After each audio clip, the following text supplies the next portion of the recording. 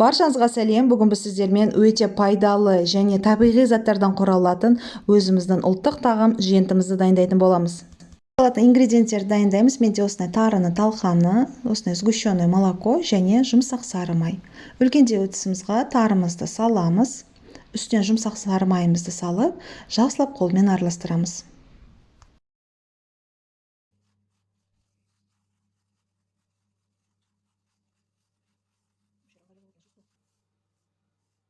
Осындай бізде бір келкі әдемі осындай масса болады. Сол кезде ортасына аш жіберіп, үстінен сгущенное молоко қостым. Менде тура 7 қасық кетті.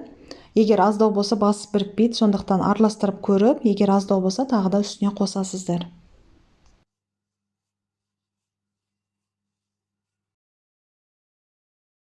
Өте жұмсақ, бірақ өзінің формасын ұстап тұратын масса болады. Менде кәдімгідей морозильниктің мұз қатыратын осындай формасы бар. Осының ішіне нағыздап саламыз, немесе кәдімгідей силиконовый форма қолдансаңыздар да болады.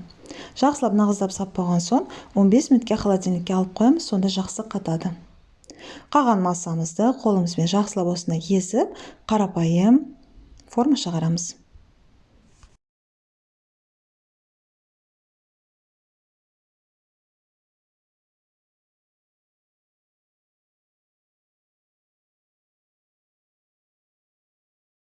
Әртүрлі форма жасаймыз. Осындай кәдімгідей печенье жасайтын форма бар. Ішіне осы массамызды нығыздап салып, кейіннен осындай саусағымызбен ақырындап бассақ, өзі әдемілеп осындай болып шығады.